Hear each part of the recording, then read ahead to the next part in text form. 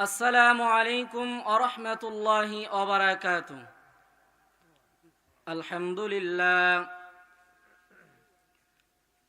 لله الذي جعل الشمس والقمر بحسبان والنجم والشجر يسجدان وفضل زمانا على زمان كما فضل مكانا على مكان وإنسانا على إنسان ونشهد أن لا إله إلا الله وحده لا شريك له ونشهد أن سيدنا وسندنا وحبيب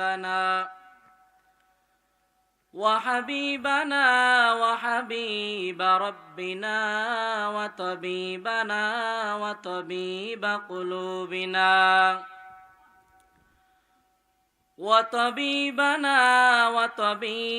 قلوبنا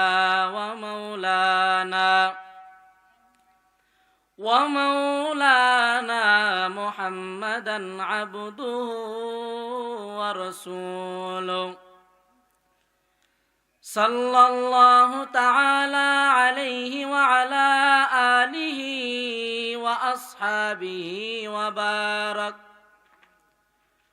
وبارك وسلم تسليما كثيرا أرسله الله تعالى بالحق بشيرا ونذيرا وداعيا إلى الله بإذنه وسراجا وقمرا منيرا فقد قال الله تعالى في كلامه المجيد وفي فرقانه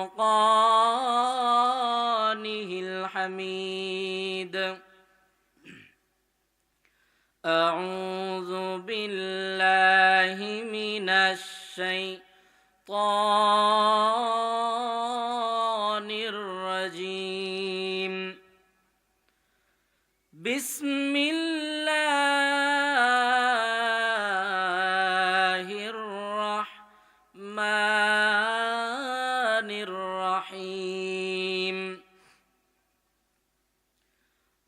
قل إن كنتم تحبون الله فاتبعوني يحببكم الله ويغفر لكم والله ذنوبكم والله غفور رحيم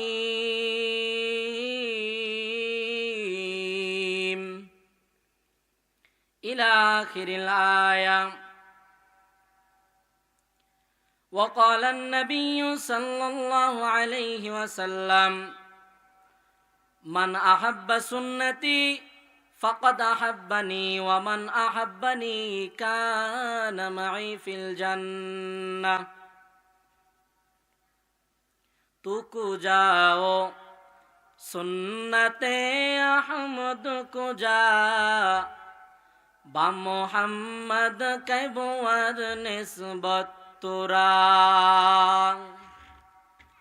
আলহামদুলিল্লাহ আল্লাহ জাল্লা শানুহু ওয়া আম্মা নাওয়ালুহুর দরবারে লাখ কোটি শুকর সুজুদ আদায় করছি যেই মহান রব্বে করিম, যেই মহান রব্বে ইজ্জাত আজকের এই উত্তর মডকপুর ডাঙ্গাপাড়া জামে মসজিদের উন্নয়ন কল্পে ও এলাকাবাসীর উদ্যোগে আজ দ্বিতীয় সমাপনী দিবসে আল্লাহ রাব্বুল আলামিন সুন্দর একটা পরিবেশ, সুন্দর একটা সময় সুযোগ দিয়েছেন এবং আল্লাহ তাআলার কিছু কথা আমাকে বলবার জন্য এবং আপনাদেরকে শ্রবণ করার জন্য তৌফিক ইনায়েত করলেন। এই জন্য বলিষ্ঠ কণ্ঠে শুকর ও সুজুদ আদায় করছি সেই মহান রব্বে কারীমের দরবারে, যিনি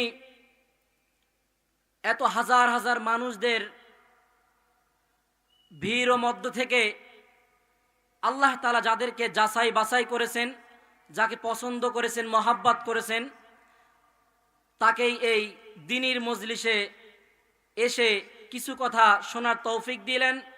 এই জন্য সকলেই মিলে শুকরিয়া তান আদায় করছি, সকলেই বলছি আলহামদুলিল্লাহ।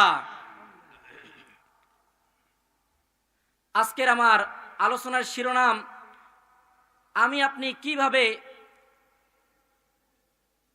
দামি হতে পারবো সেই আখিরি পয়গম্বর রাসূল আরবি সাল্লাল্লাহু আলাইহি সাল্লামের কাছে, এবং কিভাবে আপনি আমি জান্নাতের পথ আপনার জন্য যাওয়া সহজ হয়ে যাবে এবং গুনাহমুক্ত জিন্দেগি তৈরি করতে হবে। এই বিষয়ে সময় স্বল্প, কথাও হবে অল্প ইনশাআল্লাহ। হাজারো ব্যথা বেদনার পরে ফিরে আসনি তুমি আপন ঘরে, হাজারো ব্যথা বেদনার পরে ফিরে আসনি তুমি আপন ঘরে, দিনের আলো তুমি ছড়িয়ে দিতে চলে গেলে মদিনায় মক্কা ছেড়ে হে রাসূল, তোমাকে ভুলি আমি কেমন করে হে রাসূল, তোমাকে ভুলি আমি কেমন করে। হাজারো ব্যথা বেদনার পরে ফিরে আসনি তুমি আপন ঘরে, দিনের আলো তুমি ছড়িয়ে দিতে চলে গেলে মদিনায় মক্কা ছেড়ে হে রাসূল, তোমাকে ভুলি আমি কেমন করে হে রাসূল, তোমাকে ভুলি আমি কেমন করে। খেয়ে না খেয়ে দিন প্রচারের কাজে নিজেকে দিয়ে বিলিয়ে, খেয়ে না খেয়ে দিন প্রচারের কাজে নিজেকে দিয়ে বিলিয়ে, তায়েফের কাফেরেরা চিনল না সে আলো, তায়েফের কাফেরেরা চিনল না সে আলো, দুষ্ট ছেলেরা পিছু দিল লেলিয়ে, পাথরের আঘাতে ক্ষত বিক্ষত হয়ে সারা শরীর থেকে রক্ত ঝরে, হাজারো ব্যথা বেদনার পরে ফিরে আসনি তুমি আপন ঘরে, দিনের আলো তুমি ছড়িয়ে দিতে চলে গেলে মদিনায় মক্কা ছেড়ে হে রাসূল, তোমাকে তোমাকে ভুলি আমি কেমন করে, হে রাসূল তোমাকে ভুলি আমি কেমন করে। কথা বলেন ঠিক কিনা? আপনার আমার জন্য যেই নবী আপনার আমার জন্য খেয়ে না খেয়ে রাত নয় দিন নয় কত কষ্ট করলেন, মক্কার কাফেররা যেই নবী দিনের দাওয়াত পৌঁছাতে গিয়ে কত রক্ত ঝরেছেন, কত পাথর আঘাত খেয়েছেন, কত ব্যত্রাঘাত খেয়েছেন, যেই নবী তারপরও আমাদের জন্য শেষ মৃত্যু পর্যন্ত আমাদের জন্য কেঁদে গেছেন। কথা বলেন ঠিক কিনা? তাহলে আপনি আমি কেমন নবী পাইলাম? আপনি আমি এমন একজন নবী পাইছি যে নবীর আদর্শকে আপনি আমি মেনে চললে আপনার আমার জন্য জান্নাত যাওয়া সহজ হয়ে যাবে।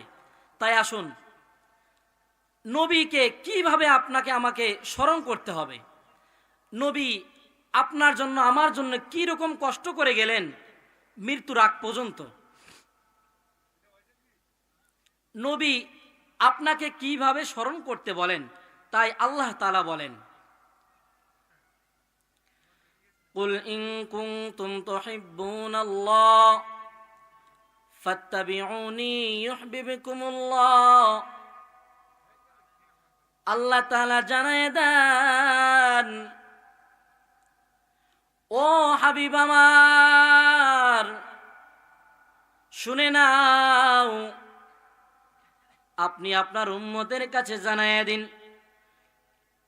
ও আমার উম্মতেরা, নবী বলেন, ও আমার উম্মতেরা, যদি তোমরা আল্লাহর ভালোবাসা মহব্বত পেতে চাও তাহলে সর্বপ্রথম তোমাদেরকে আমি নবীর সুন্নাহকে অনুকরণ করতে হবে। যদি তোমরা আমার সুন্নাহকে অনুকরণ করে নিতে পারো, মেনে নিয়ে চলতে পারো, তাহলেই তোমরা কামিয়াব হয়ে যাবে। এই জন্য আল্লাহর নবী বলেন, এ আমার উম্মতের দল, যদি তোমরা আমার সুন্নাহকে মেনে নিতে পারো তাহলে তোমরা আমাকেই মেনে নিয়ে আনিলা। আর যে আমাকে অনুকরণ করলো, আর যে আমাকে মহব্বত করলো, সে আল্লাহ তাআলার কাছে অনেক দামি হয়ে যাবে। পড়েন সুবহানাল্লাহ। এই কথাটা হচ্ছে রসুল আরবীর, যিনি আমাদেরকে জানিয়ে দিলেন, যদি তোমরা আমার ভালোবাসা মহব্বত পেতে চাও তাহলে সর্বপ্রথম তোমাদের জন্য করণীয় কি? তোমরা আমাকে অনুসরণ করো। ওয়াকাল আন-নবী সাল্লাল্লাহু আলাইহি ওয়াসাল্লাম মান আহাব্বা সুন্নতি, নবী আমার বলেন, মান আহাব্বা সুন্নতি, যে আমার সুন্নাতকে মহব্বত করবে, মান আহাব্বা সুন্নতি, যে আমাকে মহব্বত করবে, আমার সুন্নাহকে মহব্বত করবে, ফাকাদ আহাব্বানি, নবী বলেন সুতরাং সে আমাকে মহব্বত করলো।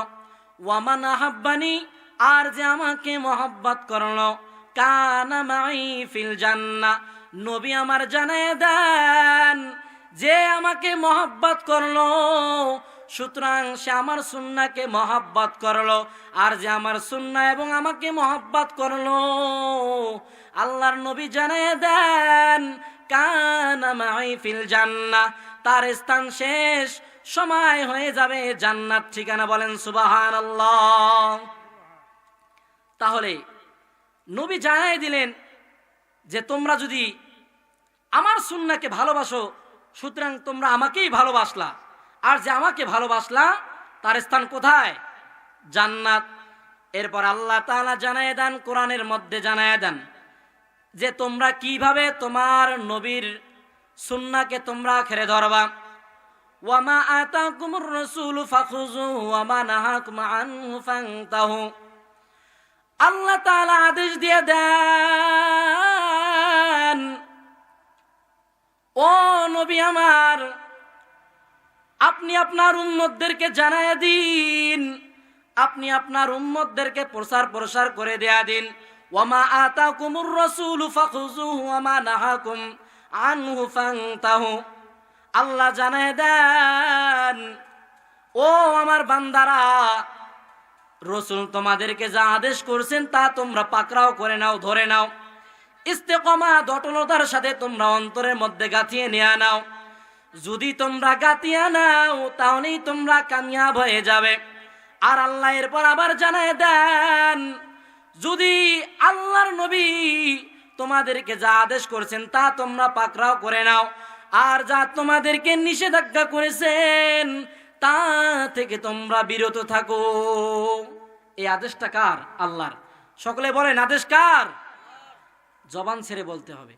আমার আলোচনা শুনতে হলে একটা নিয়ম আছে, মাঝে মাঝে যখন কথা বলবো হু হা বলতে হবে।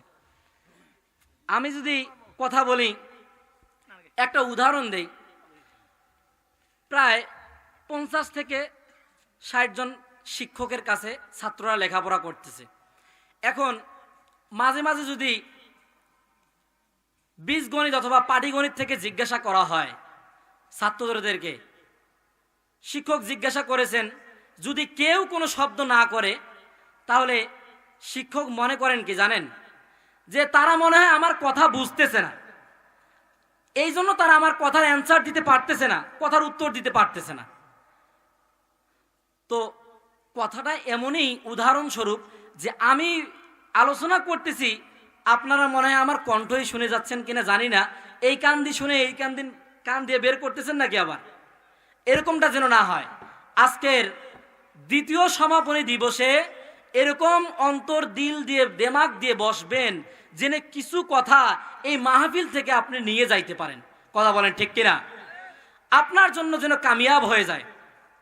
তাই আসুন, আল্লাহ তাআলা জানায় দেন, ও আমার গোলাম শুনে নাও, আমার বন্ধু আমার হাবিব তোমাদেরকে যা আদেশ করলো, তোমরা তা পাকড়াও করে নাও, আঁকড়ে ধরে নাও, মজবুতের সাথে আঁকড়ে নাও মৃত্যুর আগ পর্যন্ত। আর যা তোমাদেরকে বাধা করেছেন তা থেকে তোমরা বিরত থাকো, তাহলে তোমরা শেষ ফলাফল ভালো পাবে।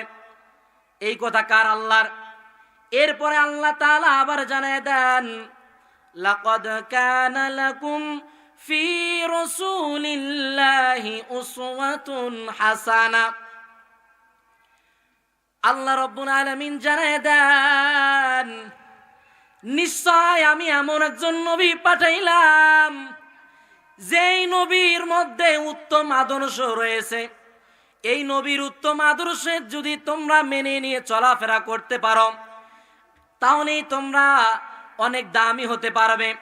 আমি এমন একজন নবী পাঠাইলাম যেই নবীর কাছে উত্তম আদর্শ রয়েছে, চরিত্রবান এবং উত্তম আখলাক চরিত্র রয়েছে।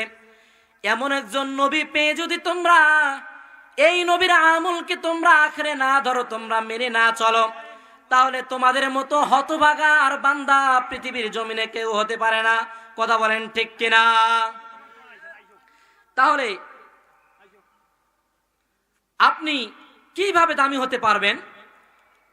আয়াত ও হাদিস দ্বারা বোঝা যায় আপনাকে সর্বপ্রথম মানতে হবে রসুলের সুন্নাহকে।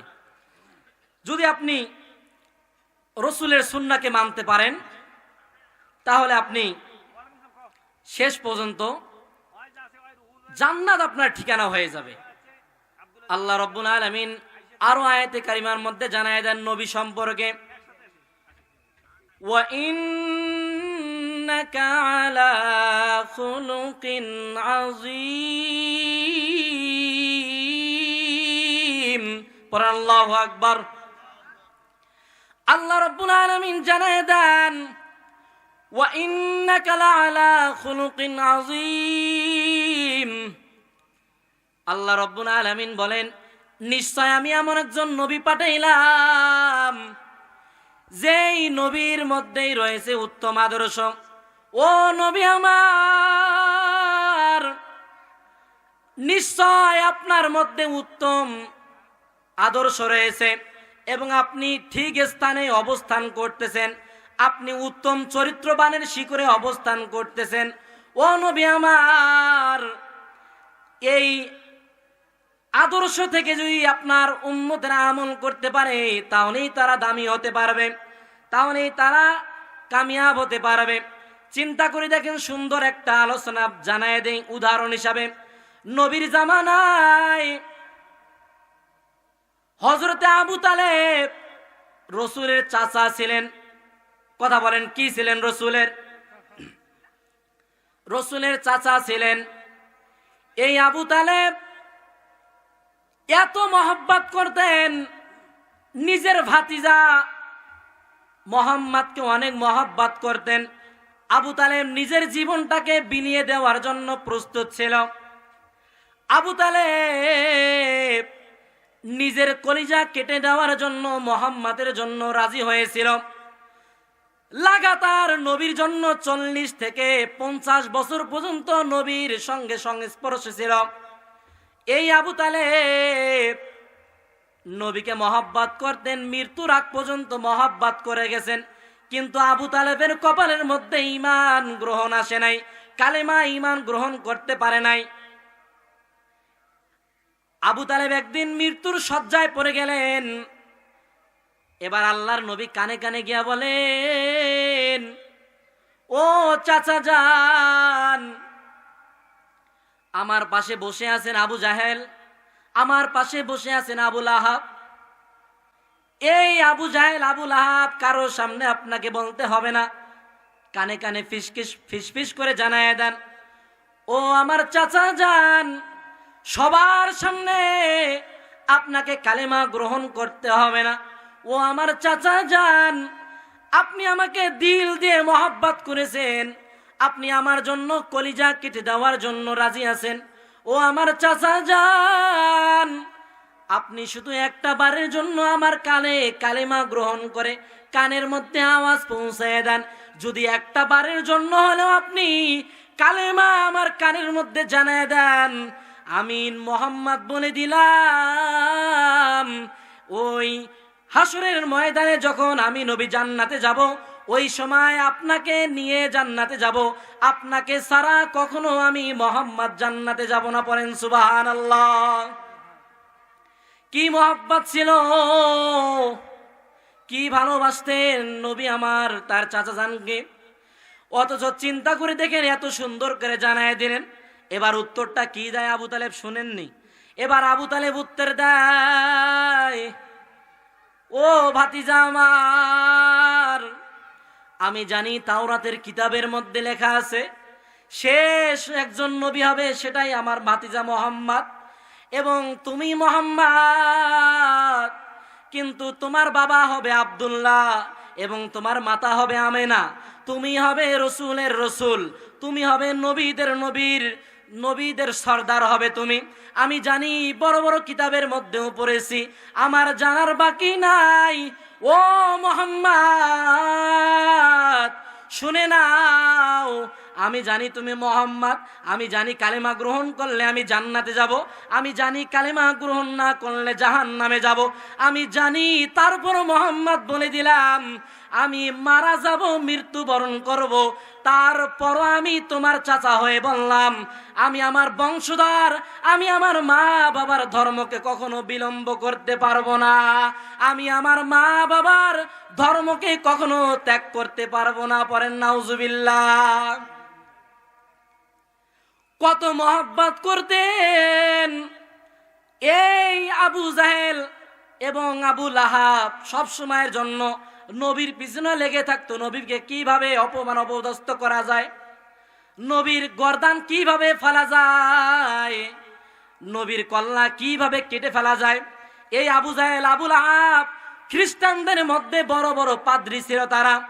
তারা সব সময় চিন্তা চেতনা করতো এভাবে, কখন নবীকে মেরে ফেলা যায়, কখন নবীর মাথাকে কেটে ফেলা যায়, এরকম চিন্তা চেতনা তাদের সব সময় থাকতো।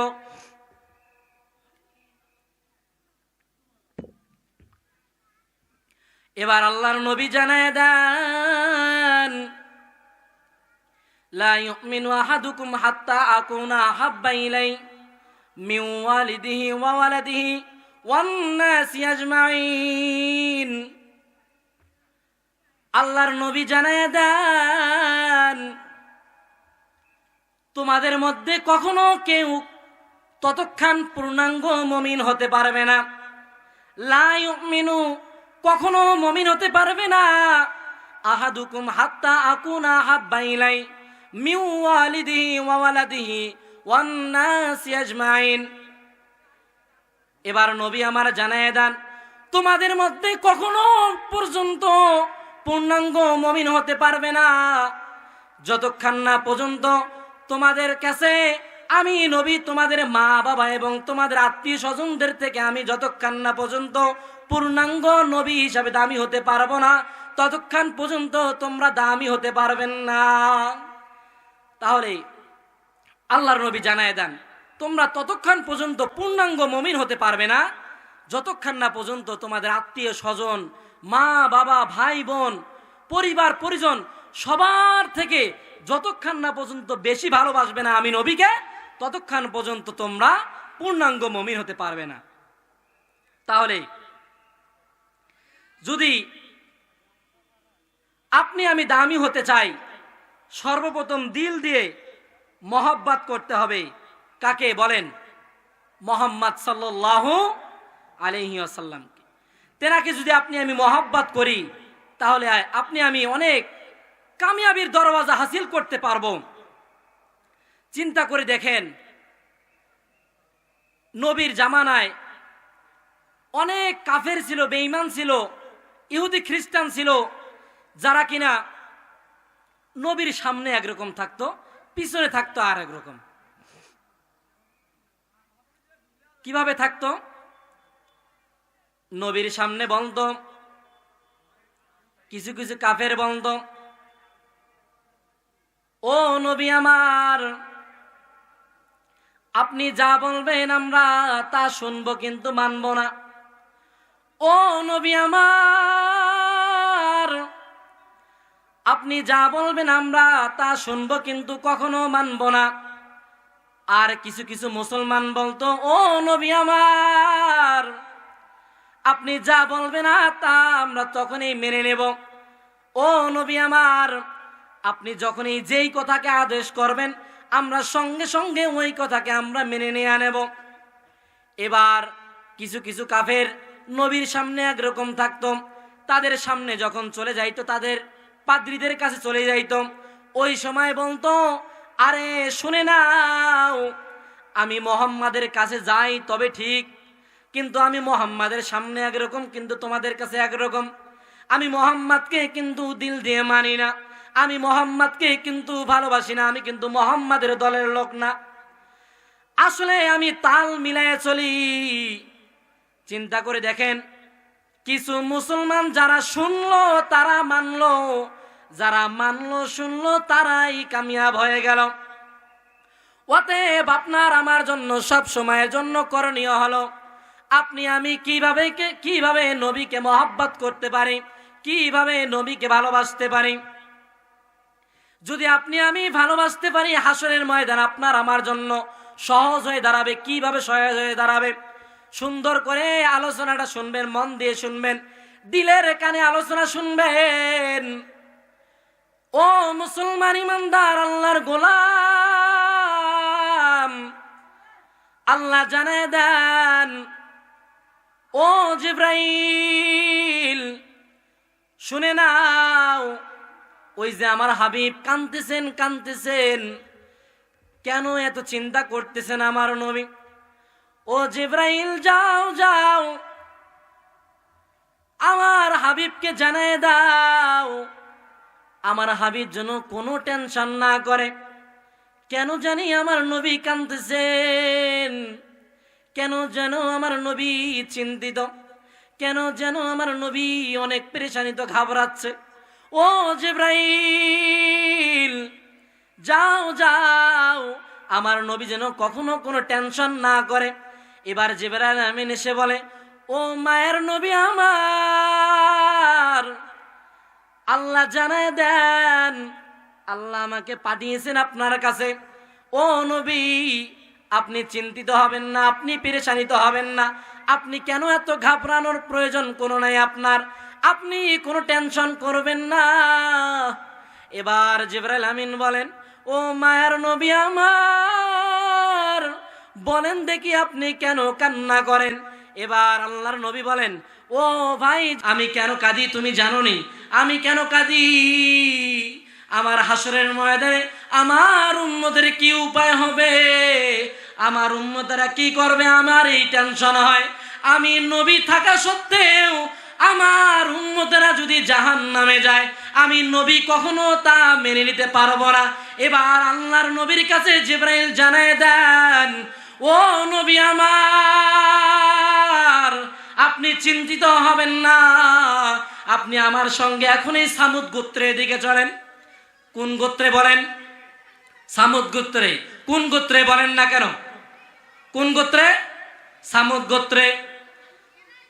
আমি কি কবরে ওয়াজ করতেছি? সামনে কি আপনারা লাশ? কথা বলেন না কেন? আপনারা কি লাশ? লাশ নয়, জীবিত আছেন আলহামদুলিল্লাহ। আল্লাহ হায়াত দিছে বিদায় আমরা এই মাহফিলের শেষ পর্যন্ত আমরা আসতে পেরেছি। কথা বলেন ঠিক কিনা? তাহলে যুবক ভাইরা খেপে গেছে মাশাআল্লাহ।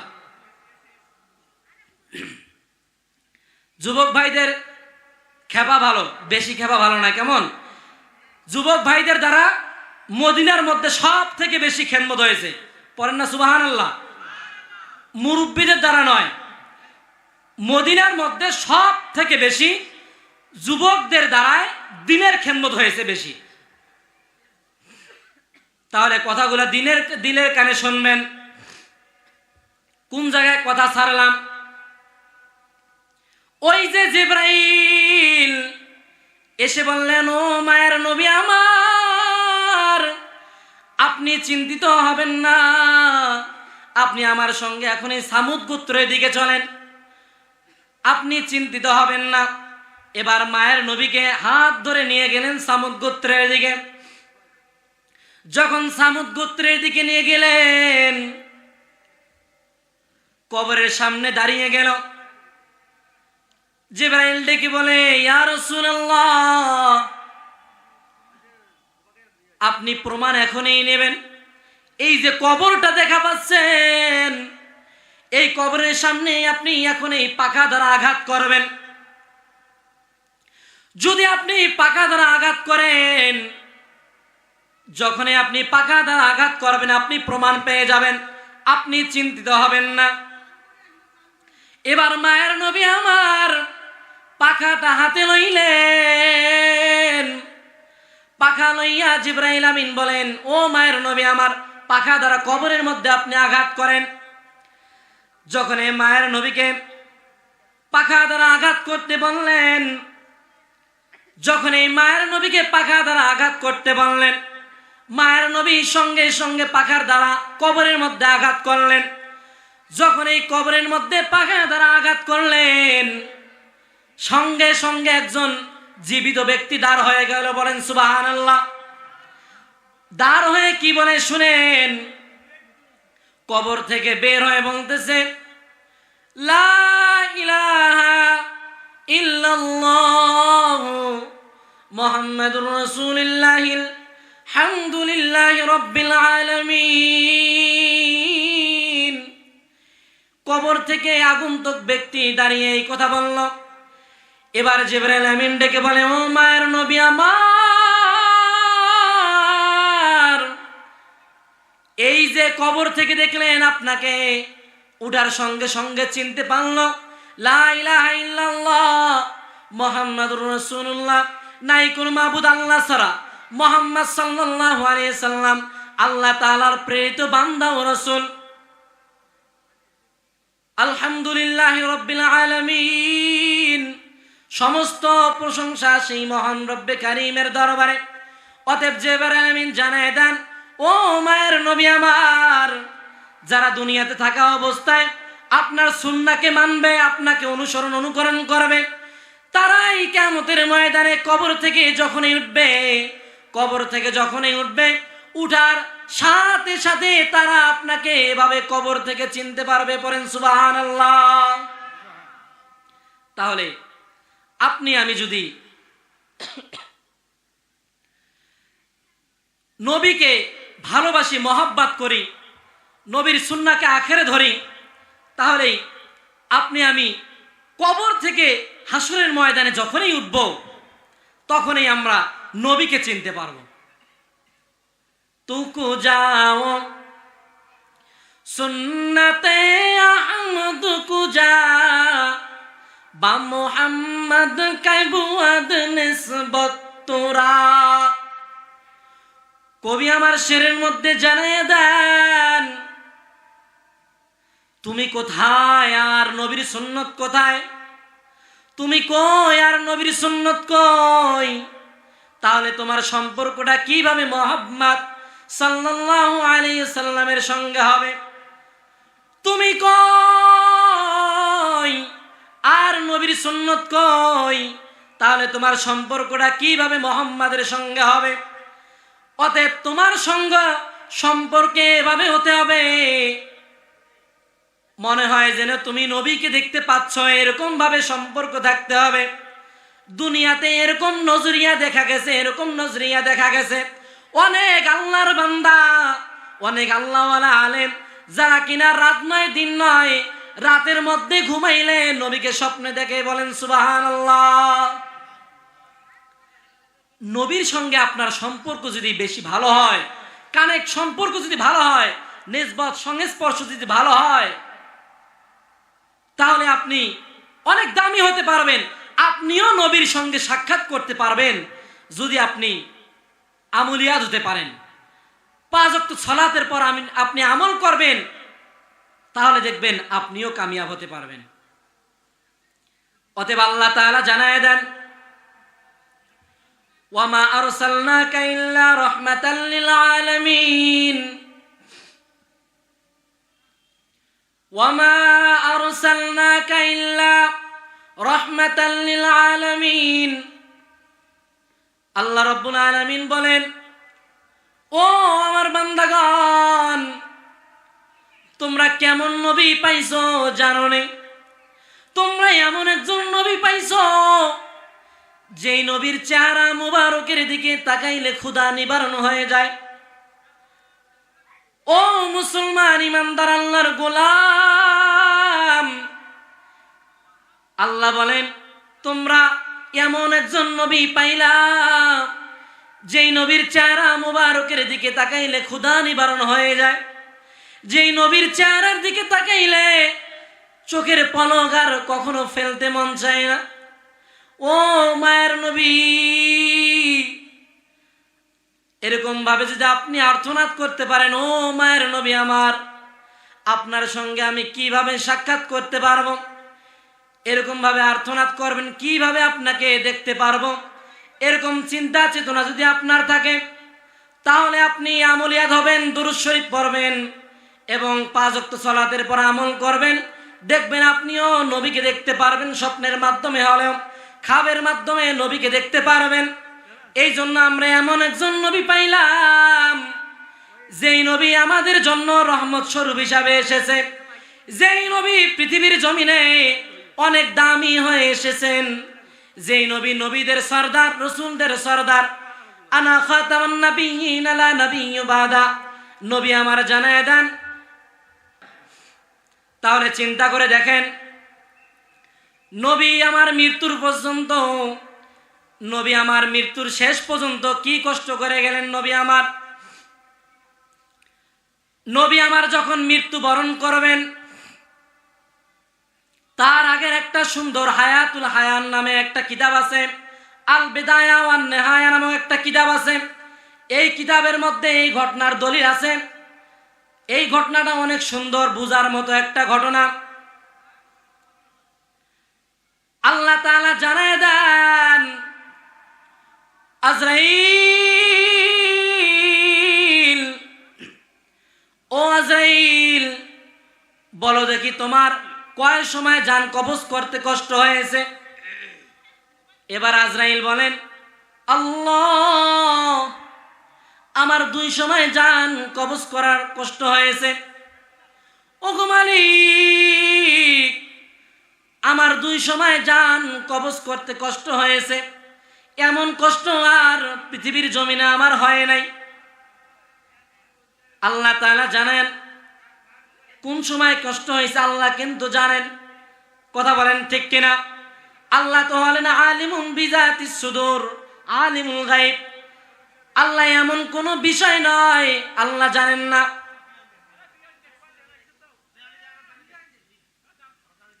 আল্লাহ তাআলা এমন কোনো বিষয় নাই জানেন না।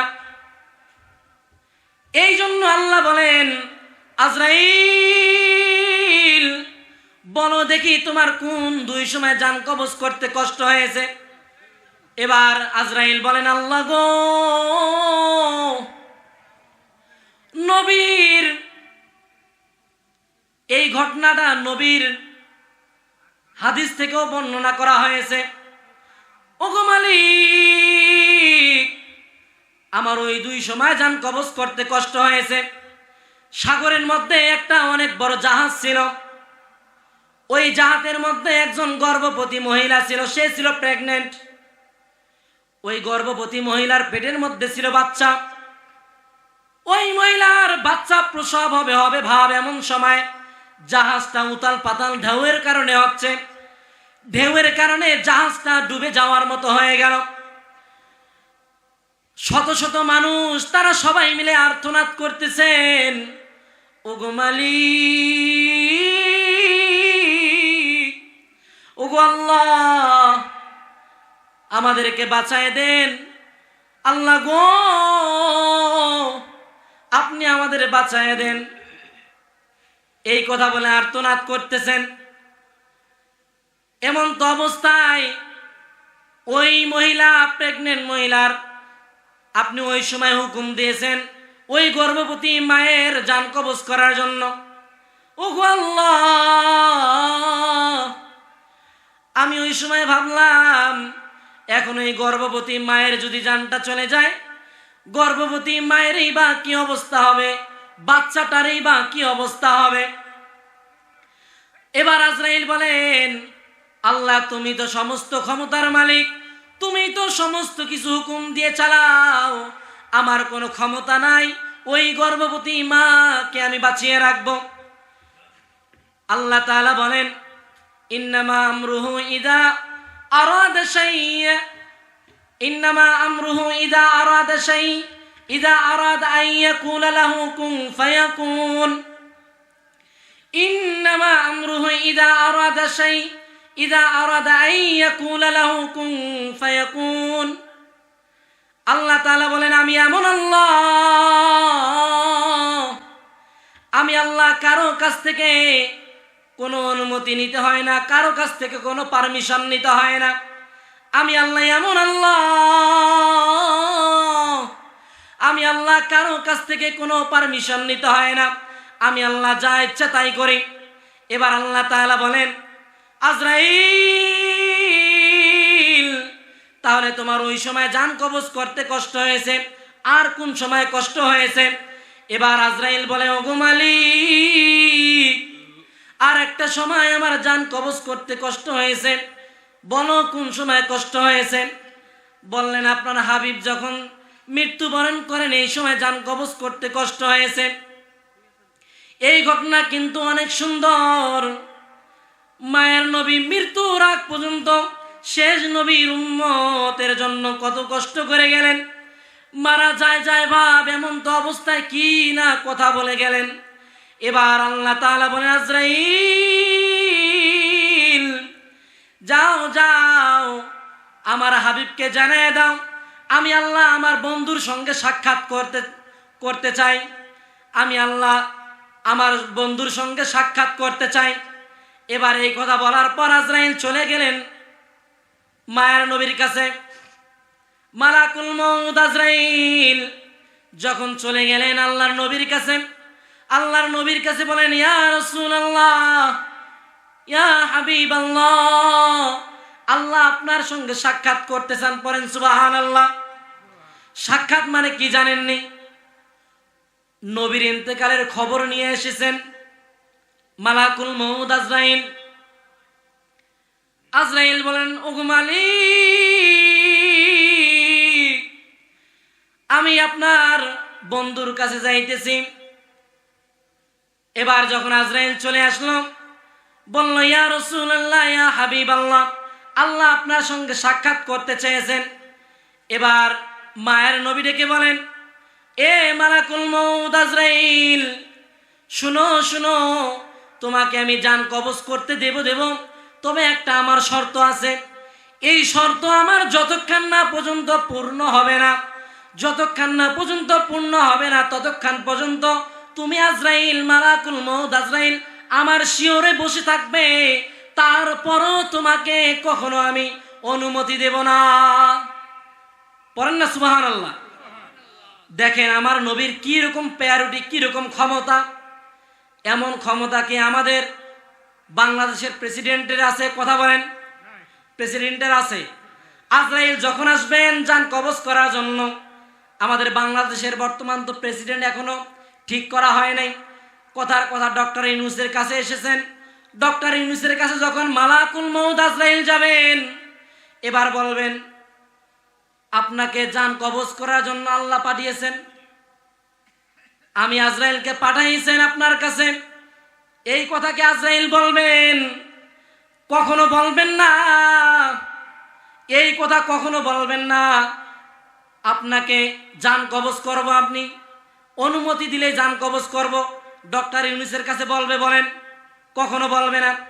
অথচ চিন্তা করে দেখেন, ওই মালাকুল মউত আজরাইল চলে আসলেন মায়ের নবীর কাছে, বললেন, ইয়া রাসূলুল্লাহ, আপনি অনুমতি দিলেই জানটা কবজ করব, যদি অনুমতি না দেন তাহলে জান কবজ করব না, আল্লাহর আদেশ। আল্লাহ বললেন, আমার বন্ধু যদি জান কবজ করার অনুমতি দেয় তাহলে জান কবজ করবা, আর যদি অনুমতি না দেয় তাহলে ফিরে আসবা। দেখেন তাহলে কি রকম ক্ষমতা আছে আল্লাহর নবীর। এরকম সুযোগ কোন মেম্বার, চেয়ারম্যান, কোন মন্ত্রী, মিনিস্টার কাউকেও দেবে না। এবার আল্লাহ রাসূল বললেন, আজরাইল, অনুমতি দেব, আমার ভাই জিবরাইলকে ডাক দাও। আমার ভাই জিবরাইল কোথায়? আইনা আখি জিবরাইল, আমার ভাই জিবরাইল কই? আমার ভাই জিবরাইলকে ডাক দাও। এবার আজরাইল বলেন, হুয়া ফিস সামাইল উলা। আজরাইল বলেন, জিবরাইল আছেন প্রথম আসমানের মধ্যে। এবার আজরাইল এই কথা বলার পর চলে গেলেন জিবরাইল আমিনের দরবারে। জিবরাইল আমিনকে বলতেছেন, ও ভাই জিবরাইল, আপনার কাছে আমাকে পাঠিয়েছেন, মায়ের নবী পাঠিয়েছেন। এবার সঙ্গে সঙ্গে জিবরাইল ৭০,০০০ পাখা দ্বারা একটা ঝাপটি দিয়ে চলে আসলেন মায়ের নবীর দরবারে। মায়ের নবীর কাছে এসেলেন, মায়ের নবীর চোখ দ্বারা পানি বেয়ে বেয়ে পড়তেছেন। আরে মায়ের নবী কত কান্না করতেছেন। এই কান্না দেখে সঙ্গে সঙ্গে জিবরাইল আমিন নিজের কান্নাকে আর নিয়ন্ত্রণ করতে পারলেন না, নিজের কান্নাকে আর আটকায় রাখতে পারলেন না। এবার জিবরাইল সাথে সাথে নবীর কান্না দেখেও কান্না করে ফেললেন। এই কান্না দেখে এবার জিবরাইল আমিন বললেন, ইয়া আখি, ইয়া রাসূলুল্লাহ, আপনি কেন কান্না করেন? আপনি কেন কান্না করেন? আপনি তো হলেন দুলা, আপনি তো হলেন বর। আজরাইল আপনার কাছে এসেছেন, আপনার তো খুশি হওয়ার বিষয়, আপনি কেন কান্না করতেছেন? আপনি তো হলেন দুলা, আপনি তো হলেন পাত্র, বর। আল্লাহ আপনার সঙ্গে সাক্ষাৎ করতে চেয়েছেন, ইন্তেকাল করার জন্য আজরাইলকে পাঠিয়েছেন, অর্থাৎ আপনার সঙ্গে আল্লাহ সাক্ষাৎ করতে চেয়েছেন, আপনি কেন কান্না করেন? এই কথা বলার পর নবীর কান্না দেখে জিবরাইল আমিনও কান্না করতেছেন। এবার নবী বলেন, ইয়া আখি জিবরাইল, লিমা তাবকি। ও ভাই আমার জিবরাইল, আমি নবী কাঁদি তো কাঁদি, আপনি কেন কান্না করেন?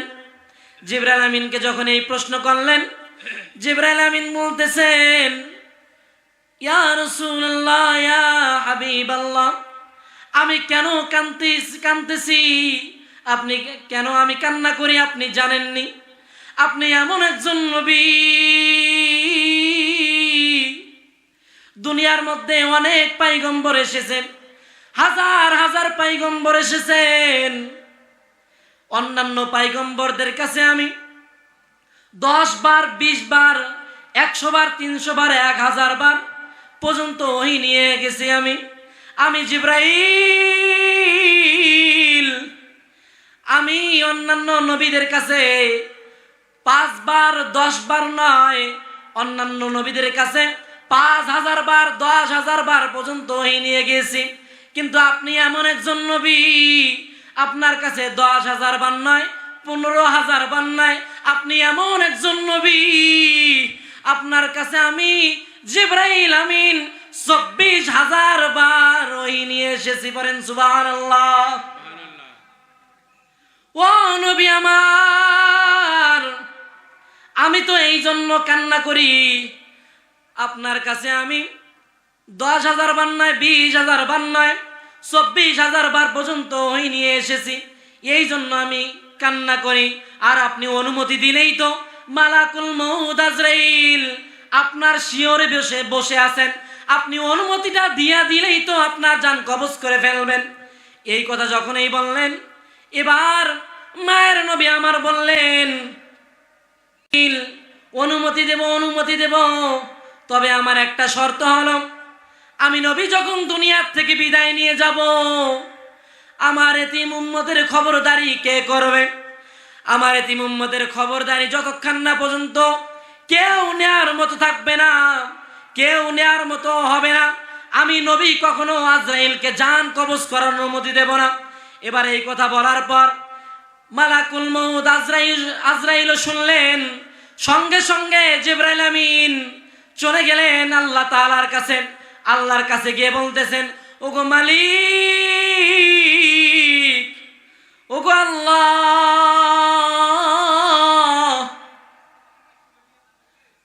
আপনার হাবিব জান কবজ করার অনুমতি দেবে না। এই কথা বলার পর আল্লাহ বললেন, ও জিবরাইল, এমন কোনো কথা নাই আমার নবীর সঙ্গে আমার কথা হয় নাই, এমন কোনো কথা তো নাই আমার নবীর সঙ্গে শেষ হয় নাই, এমন কোনো কথা তো নাই আমি গোপনীয় রাখছি, এমন কোনো কথা নাই। তাহলে তারপরও কেন শর্ত দিয়া দিল? এমন কি শর্ত দিয়া দিল? এবার এই কথা বলার পর জিবরাইল আমিন বললেন, ওগো মালিক, ওগো আল্লাহ, আপনার হাবিব বলেছেন যতক্ষণ না পর্যন্ত তেনার এতিম উম্মতের খবরদারি নেওয়ার মতো কেউ হবে না, কেউ হবে না, দায়িত্ব নেবে না, ততক্ষণ পর্যন্ত আপনার হাবিব জান কবজ করার অনুমতি দেবেন না। এবার আল্লাহ তাআলা বলেন, জিবরাইল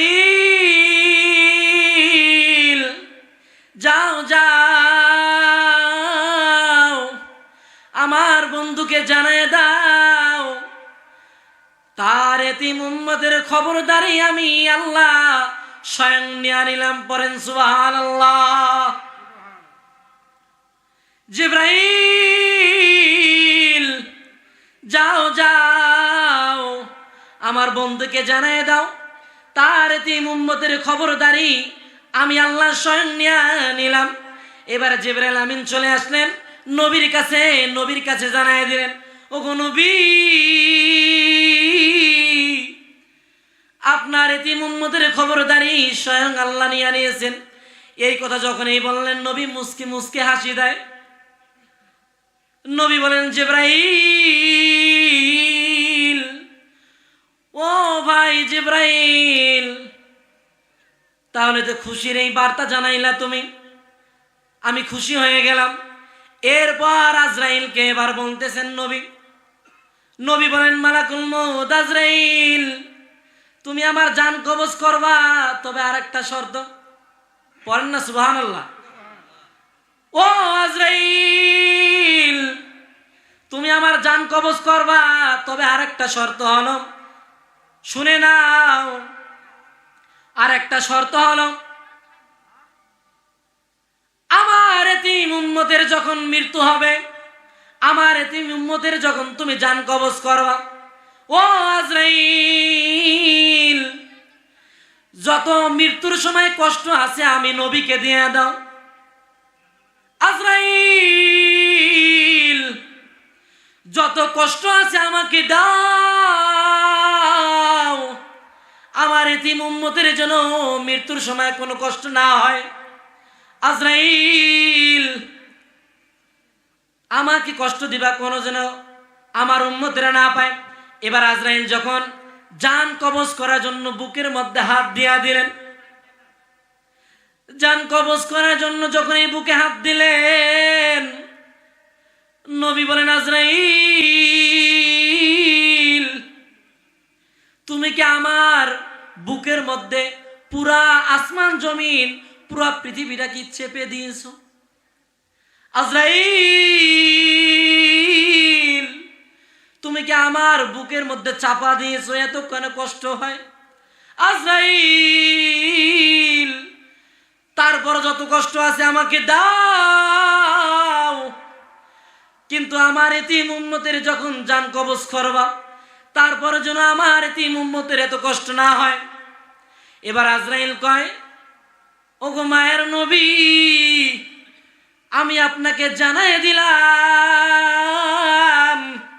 আপনার এতিম উম্মতের আমি যখন জান কবজ করব ওই সময় এমন ভাবে জান কবজ করব, সে কেমন জানি ছোট শিশু বাচ্চা যেমন মায়ের দুধ পান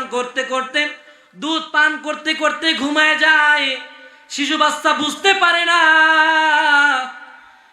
এমন ভাবে আপনার এতিম উম্মতের জান কবজ করব। পড়েন না সুবহানাল্লাহ। বর্ণনার মধ্যে এসেছে, হাদিসের মধ্যে বর্ণনা এসেছেন, আজরাইল বলেন, ওগো নবী,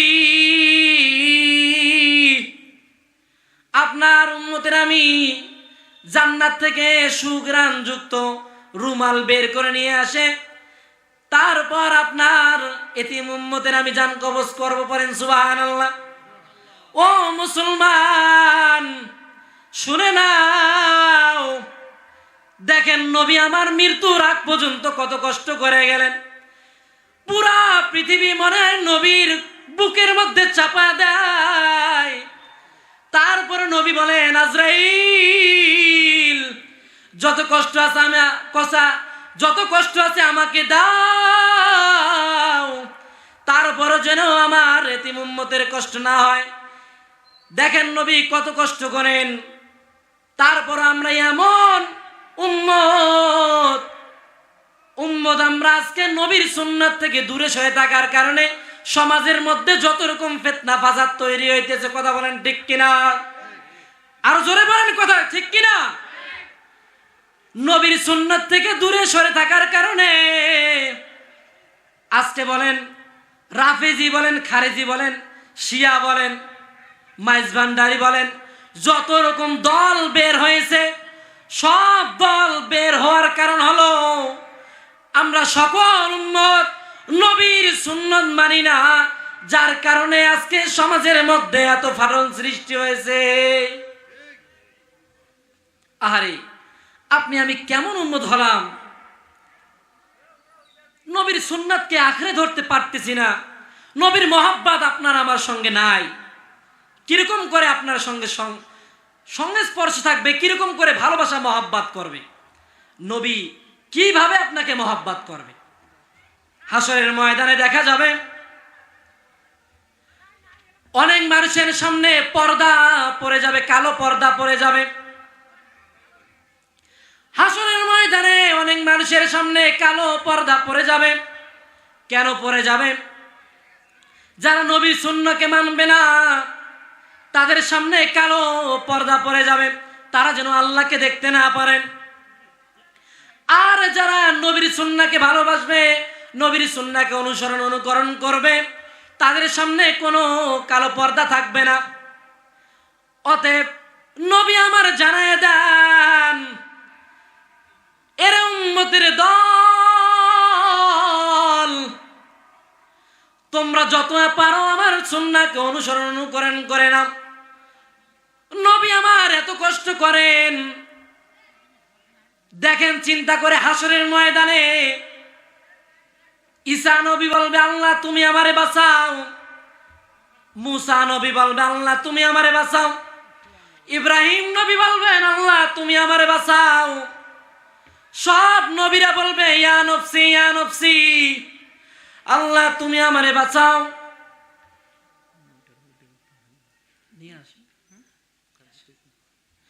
আল্লাহ তুমি আমারে বাঁচাও।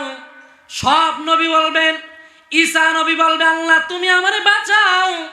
মুসা নবী বলবে আল্লাহ তুমি আমারে বাঁচাও।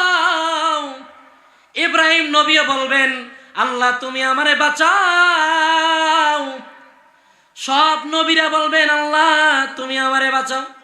কিন্তু একজন নবী বলবেন আল্লাহ তুমি আমারে নয়, আমার এতিম উম্মতের বাঁচাও। পড়েন সুবহানাল্লাহ। নবী আমার মাকামে মাহমুদের মধ্যে সিজদারত অবস্থায় কাঁদতেছেন। আহারে এতিম উম্মতের জন্য কাঁদতেছেন। কেন কাঁদতেছেন? একটা উম্মতের জন্য জাহান্নামে না যায়, এই জন্য আল্লাহ জানায় দেন ফারিকুম ফিল জান্নাতি ওয়া ফারিকুম ফিস সাঈর। পড়েন আল্লাহু আকবার। আল্লাহ রাব্বুল আলামিন জানায় দেন একটা রাস্তা জান্নাতের রাস্তা, একটা রাস্তা জাহান্নামের রাস্তা। বলেন সবাই একটা রাস্তা কিসের রাস্তা? কথা বলেন না কেন? একটা রাস্তা কিসের রাস্তা? আপনারা কি বেজার? আপনারা আমার উপর রাগ করছেন? কোনো শত্রুতা আছে আমার সঙ্গে? তাহলে জোরে পড়লে কোনো সমস্যা? তাহলে আল্লাহ জানায় দেন একটা রাস্তা জান্নাতের রাস্তা, একটা রাস্তা জাহান্নামের রাস্তা। আল্লাহ বলেন কেমনে জান্নাতে যাইবা, কিরকম করে জাহান্নাম থেকে ফিরবা? এই জন্য আমি আল্লাহ তাআলা লক্ষাধিক পয়গম্বর দুনিয়ার মধ্যে প্রেরণ করেছি। আল্লাহ এই জন্য বলেন হাজার হাজার লক্ষ লক্ষ পয়গম্বর দুনিয়াতে পাঠাইলাম। কেমনে জান্নাতে যাইবা, কি রকম করে জাহান্নাম থেকে ফিরবা, এই নবীদের তোমরা আদেশগুলো মেনে চললেই তোমরা দামি হতে পারবে। ইমামুল মুফাসসিরিন আব্দুল্লাহ ইবনে আব্বাস রাদিয়াল্লাহু তাআলা তিনি বলেন নবী আমার চলে গেছেন আর কখনো আসবেন না। নবী আমার চলে গেছেন আর কখনো আসবেন না। নবীর ছেড়ে দেওয়া, নবীর সুন্নাহ রেখে যাওয়া সুন্নাহকে তোমরা মেনে নিয়ে চলো। নবীর রেখে যাওয়া সুন্নাহ তোমরা যদি মেনে চলতে পারো তাহলেই তোমাদের শেষ ফলাফল জান্নাত হবে। বলেন সুবহানাল্লাহ। হাসরের ময়দান কেমন ভয়ঙ্কর হবে ও ভাইরা আমার, আল্লাহ তাআলা জানায় দেন হাসরের ময়দানটা কেমন ভয়ঙ্কর হবে, কেমন হাসরের ময়দান বিভীষিকা মাঠ হয়ে দাঁড়াবে। আল্লাহ তাআলা জানায় দেন ইয়া আইয়ুহাল ইনসান মা গাররাকা বিরাব্বিকাল কারীম আল্লাযী খালাকাকা ফাসাওয়াকা ফাআদালাক ফি আইয়ি সূরাতিন মা শাআ রাক্কাবাক। আল্লাহ এই আয়াতের মাধ্যমে জানায় দেন হাসরের ময়দান কি হবে, হাসরের ময়দানটা কেমন হয়ে যাবে, কেমন বিভীষিকা মাঠ হয়ে যাবে। আর মানুষেরকে কি সুন্দর নিয়ামত দান করলেন আল্লাহ এই আয়াতের মাধ্যমে জানায় দেন ইয়া আইয়ুহাল ইনসান, হে মানুষ সকল, তোমাকে কে বিভ্রান্ত করলো, কে তোমাকে আমি আল্লাহর কাছ থেকে দূরে সরে রাখলো? হে মানুষ, তোমাকে কে বিভ্রান্ত করলো, আমি আল্লাহর কাছ থেকে দূরে সরে রাখলো? আমি আল্লাহ এমন কোন জিনিস নাই তোমাদেরকে দেই নাই। তোমরা রাতের আধারে গুনাহ করো, তারপরও আমি আল্লাহ তোমাদের হাওয়া পানি বাতাস বন্ধ করি নাই। তোমরা জেনার গুনাহ করো, তোমরা যত রকম বেহাপনা অবৈধ অশ্লীল কাজ আছে সব কাজই করো, তারপর আমি আল্লাহ তোমার রিজিক বন্ধ করি নাই। ওরে মানুষ, তোমাকে কে বিভ্রান্ত করলো? আমি আল্লাহর কাছ থেকে তোমাকে কে দূরে সরে রাখলো? এটা কার কথা? আল্লাহর কথা। এ মানুষ শুনে নাও, আমি আল্লাহ তোমাদেরকে সৃষ্টি করলাম, কেমন দামি করে সৃষ্টি করলাম শুনে নাও। এরে গোলাম, ফি আই সূরাতিন মা শাআ রাক্কাবাক। এ গোলাম, তুমি তোমার নিজের চেহারার দিকে তাকাও না, একটা বার দেখো না, তোমার চেহারার দিকে তাকাও না। কেমন সুন্দর চেহারা আমি আল্লাহ দিয়ে দিলাম। এরে গোলাম, তুমি তোমার চোখের পাতাগুলার দিকে তাকাও না, একটু ঝাড়ু সিস্টেম পাতা দিয়ে দিলাম যেন তোমার চোখের মধ্যে কোনো ময়লা না যায়। ও গোলাম, আমি আল্লাহ ঝাড়ু সিস্টেমের চোখের মধ্যে পাতা দিয়ে দিলাম আমি আল্লাহ তোমাদের। এ গোলাম, কি সুন্দর চেহারা দিলাম। যদি কপালের মধ্যে নাকটা দিতাম আর নাকের জায়গায় আমি আল্লাহ যদি কপালটা দিয়ে দিতাম, তাহলে কতই না খারাপ দেখা যাইতো। কথা বলেন ঠিক কিনা? দেখেন আল্লাহ কত সুন্দর করে চেহারা বানিয়ে দিয়েছেন যেন মানুষকে খারাপ দেখা না যায়। তারপরও আল্লাহ জানায় দেন, ওরে গোলাম শুনে নাও, তোমার কি একটু বিবেকটা প্রশ্ন করো, দেখো না তুমি, তোমার কি একটু চিন্তা হয় না? আমি আল্লাহ, তোমরা রাতের আধারে গুনাহ করো, তোমরা দেখো আমার আদেশ ছাড়া চলাফেরা করো, তোমরা আমাকে মানো না। রাতের আধারে লাইট বন্ধ করে গুনাহ করো, জিনার গুনাহ করো, পায়ে হেঁটে হেঁটে তোমরা গুনাহ করো। তারপরও কি তুমি চিন্তা করো না? রাতের আধারে গুনাহ করো, তুমি রাতে গুনাহ করতেছো, তুমি মনে মনে ভাবো আমাকে তো পৃথিবীর জমিনে কেউ দেখে না, অথচ চিন্তা করে একটাবার দেখো না, তুমি রাতের আধারে গেট দরওয়াজা লাগাইয়া গুনাহ করো। আমি ওই সময় আল্লাহ জানাই দেন, ও ফেরেশতার দলেরা, যাও যাও, ওই যে আমার বান্দা গেট দরওয়াজা লাগায় গুনাহ করতেছে, ও আমার ফেরেশতারা যাও যাও, ওই বান্দাটা যেন মারা না যায়, একটু ঘরের দরওয়াজার ফাঁক দিয়ে বাতাস ঢুকায় দাও, একটু দরওয়াজার ফাঁক দিয়ে বাতাস ঢুকায় দাও, আমার বান্দা যেন মারা না যায়। আল্লাহর কি দয়া মায়া মহব্বত! আরে আজকে আমরা এমন মুসলমান, নবীর সুন্নাহ থেকে আমরা কত দূরে সরে আছি। এই জন্য আল্লাহ বলেন, তোমরা যদি আমার দিকে আগাতে এগিয়ে আসো, আমি আল্লাহ তোমার দিকে দু হাত এগিয়ে যাব। পড়েন সুবহানাল্লাহ।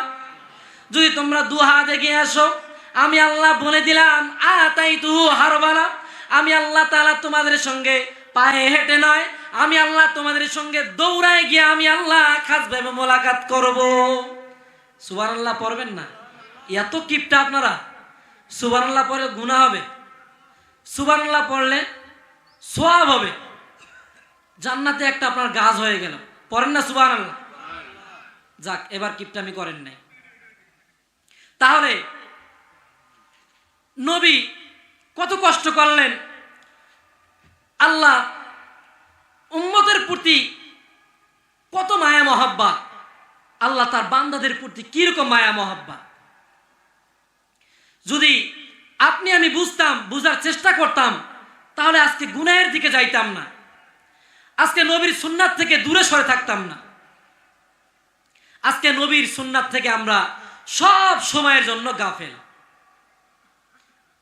অতএব আল্লাহ তাআলা বলেন, তোমরা গুনাহ করো না, গুনাহ থেকে তোমরা ফিরে থাকো।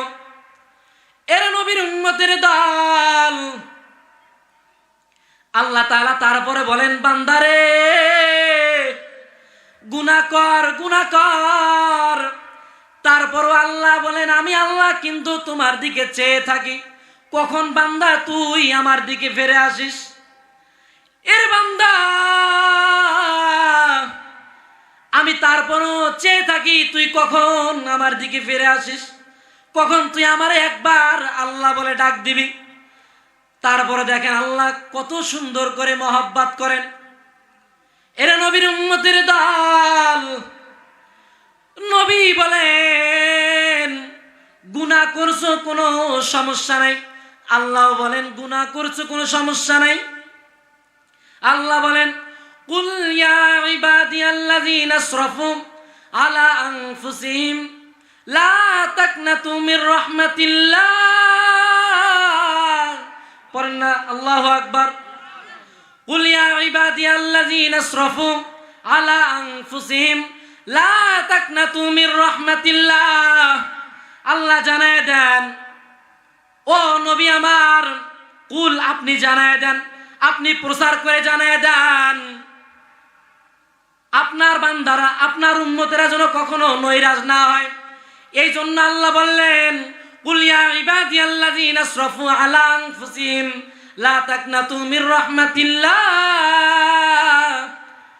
আল্লাহ বলেন এ বান্দা, তোমরা যারা সীমা লঙ্ঘন করেছো আমার সঙ্গে, তোমরা যারা আমি আল্লাহর সঙ্গে সীমা লঙ্ঘন করেছো, তোমরা নৈরাশ হইও না। তোমরা আমি আল্লাহর রহমত থেকে তোমরা নৈরাশ হইও না, তোমরা নৈরাশ হইও না।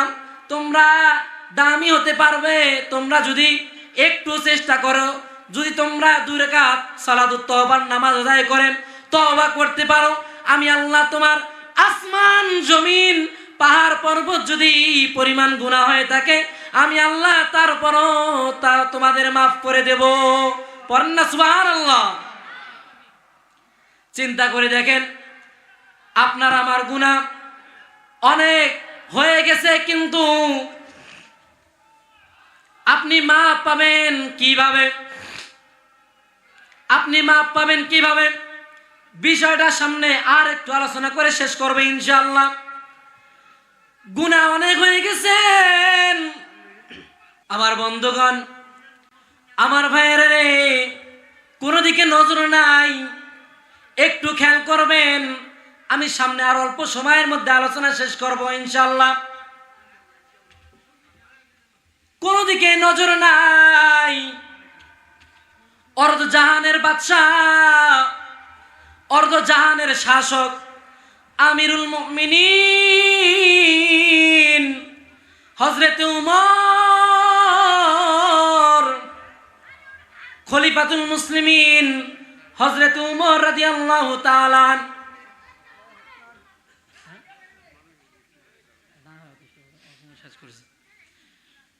খলিফাতুল মুসলিমিন হযরত উমর, তিনি নবীর কাছে যাওয়ার জন্য রাস্তা দিয়ে যাইতেছেন।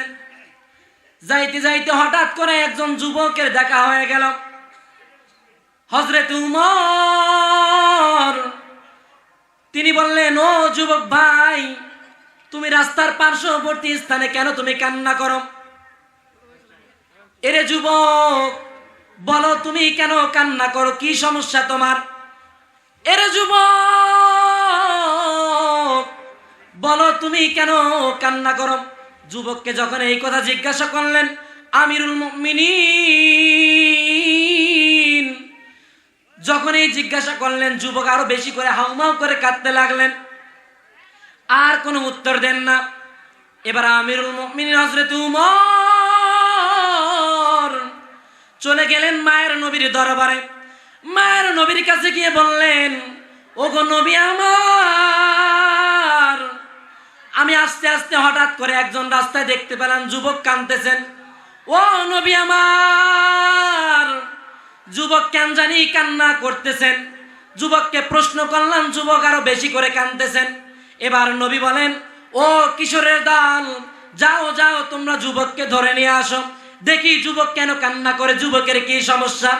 এবার যুবককে ধরে নিয়ে আসলো নবীর কাছে। নবীর কাছে নিয়ে আসলেন। এবার নবী বললেন, এ যুবক, বলো দেখি তোমার কি সমস্যা, তুমি কেন কান্না করো? এ যুবক, তুমি কি কাউকে মেরে ফেলেছো? যুবক বলল, না না ইয়া রাসূলুল্লাহ, আমি কাউকে মারি নাই। এ যুবক, তুমি কি কাউকে হত্যা করেছো? যুবক বলল, না না, আমি কাউকে হত্যা করি নাই। এ যুবক, তুমি কি তোমার মাকে মেরেছো? না না ইয়া রাসূলুল্লাহ, আমি আমার মাকে মারি নাই। এ যুবক, তুমি কি তোমার বাবাকে মেরেছো? না না ইয়া রাসূলুল্লাহ, আমি আমার বাবাকে মারি নাই। বলো তাহলে তুমি কি করেছো? এ যুবক, তুমি কি শিরক করেছো? না না ইয়া রাসূলুল্লাহ, আমি শিরক করি নাই। এ যুবক, বলো দেখি তুমি বেদাত করেছো? না না ইয়া রাসূলুল্লাহ, আমি কোনো বেদাত করি নাই। এ যুবক, তোমার গুনাহ কি আল্লাহর আরশের থেকে বড়? এবার এই কথা বলার পর যুবক বললেন, ইয়া রাসূলুল্লাহ, ইয়া হাবিবাল্লাহ, জি নাম, হ্যাঁ, আমার গুনাহ আল্লাহর আরশের থেকেও বড়। এই কথা যখন বললাম, এবার আল্লাহর নবী বললেন, এর যুবক, বলো দেখি তুমি কি এমন গুনাহ করেছো আল্লাহর আরশের থেকেও তোমার বড় গুনাহ? এবার যুবক বলল, ইয়া রাসূলুল্লাহ, ইয়া হাবিবাল্লাহ, আমি একজন পেশাদারিনী কাফন চোর। কি বলেন দেখি, সবাই বলেন না কি? পেশাদারিনী কাফন চোর ইয়া রাসূলুল্লাহ। ও নবী, আমি একজন পেশাদারিনী কাফন চোর। আমি মদিনার মধ্যে গতকাল একটা সুন্দরী রূপসী রূপসী মেয়ে, তার কবর মদিনার মধ্যে হয়েছে। আমি পরের দিন কাফন চুরি করার জন্য কবরের মধ্যে চলে গেলাম।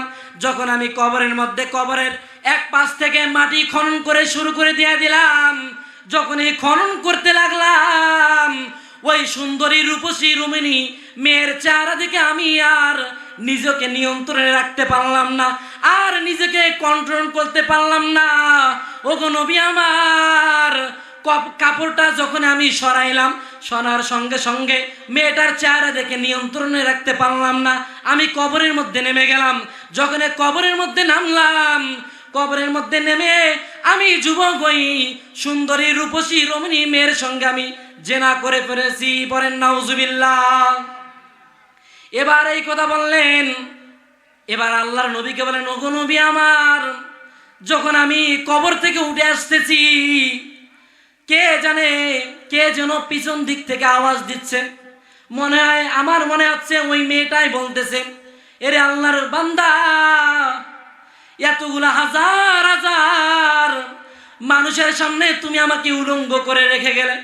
এরে আল্লাহর বান্দা, এরে যুবক, এতগুলা মানুষের সামনে তুমি আমাকে নাপাক করে রেখে গেলে, কবরের মধ্যে নাপাক করে গেলে, কি হবে আমার হাসরের ময়দানে? আমি এই নাপাক শরীর নিয়ে কিভাবে উঠবো আমি? এই কথা যখন বললাম, এবার আল্লাহর নবী বললেন, এ যুবক, আসলেই তুমি অনেক বড় গুনাহগার। এই কথা যখনই বললেন, যুবক মনে মনে ভাবতে লাগলেন, আরে আমি এমন গুনাহ করেছি যার কারণে আল্লাহর নবীও আমাকে সান্ত্বনামূলক কোনো কথা বললেন না। এই কথা যখনই বললেন, আল্লাহর নবী যখনই এই কথা বলেছেন, যুবক একটা চিৎকার মেরে একটা পাহাড়ের মধ্যে চলে গেলেন। যুবক এই পাহাড়ের মধ্যে গিয়া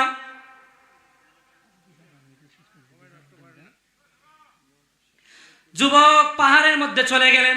যুবক কাঁদতেছেন 2 দিন নয়, 3 দিন নয়, যুবক লাগাতার 40 দিন পর্যন্ত কাঁদতেছেন আর বলতেছেন, লা ইলাহা ইল্লা আনতা খালাকতানি ওয়া আনা আবদুক। ওগো মালিক, ওগো আল্লাহ, আপনিই তো আল্লাহ, আপনিই তো আমার সৃষ্টিকর্তা, আপনিই তো আমাকে সৃষ্টি করেছেন, আপনি ছাড়া কোনো মালিক নাই।